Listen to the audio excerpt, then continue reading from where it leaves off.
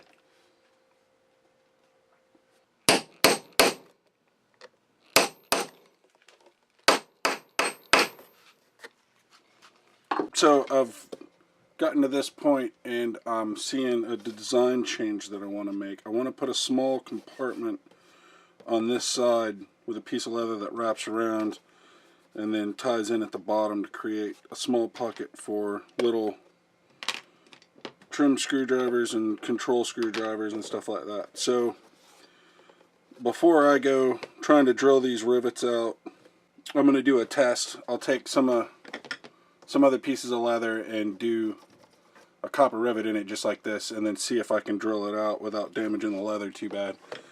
But that's a lot of rivets to drill out.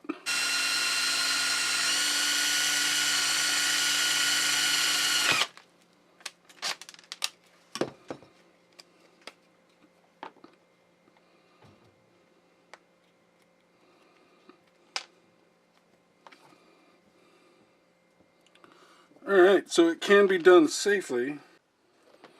Alright, so I did have one little tiny slip. I didn't make it all the way through, but that'll be covered up by the little bag attachment I'm putting out here. So, now I just need to get deciphering on how I want this thing to look.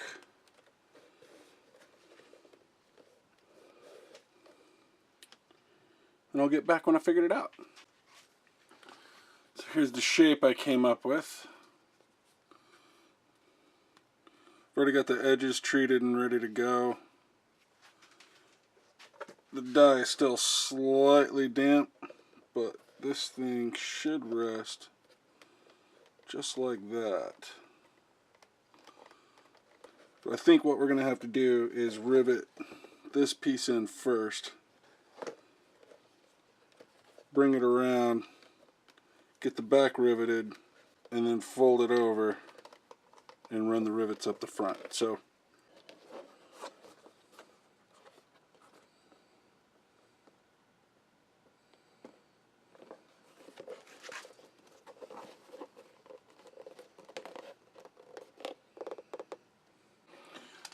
alright, so that's the side pouch attached now. We really are at the home stretch now. I'm going to start worrying about the strap connections, and then I still want to trim this off and see if I can't get this thing to stand up. I don't think it will, but I think it's going to look better without this flap down here.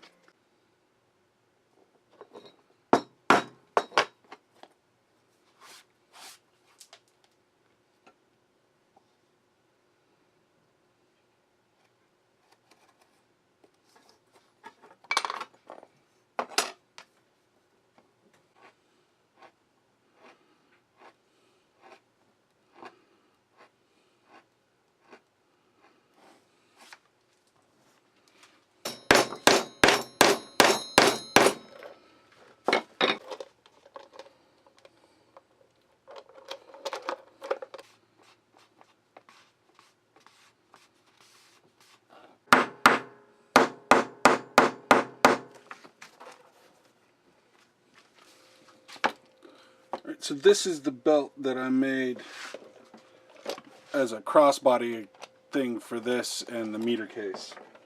I'm going to cut this thing in half right here because I want to maintain this adjustability. Cut this right here, get one of these rings attached on both ends, and I think that will wrap this up.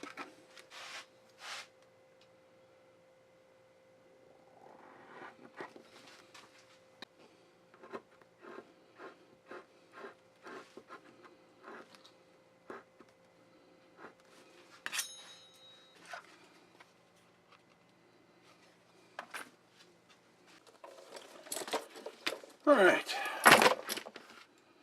so we got the belt trimmed down. It's got a few joints in it, but you know, so what? It's meant to be worked. So I'm gonna get this thing loaded up and put it on. I'll move the camera to a tripod. I'm no model, and you know, if you can't stand the sight of a fat ass, then I would say don't watch the end of this video.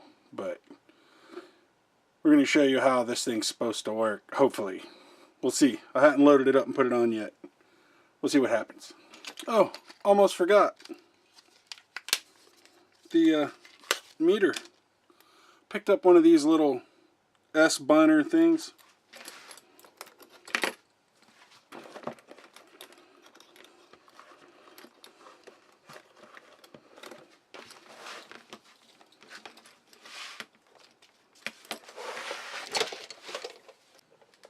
Yeah, so this is way more comfortable.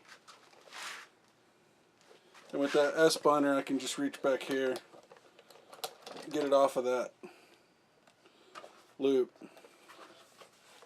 the meter. So the meter's not that hard to get to. I'm going to do something different for the meter. This isn't working out as well as I thought it would.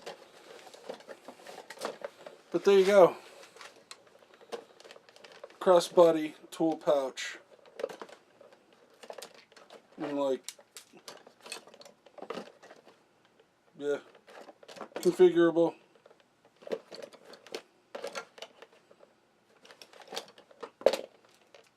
But I like my little tweakers. So that's it, guys. Thanks for watching, and I'll see you on the next one. See ya.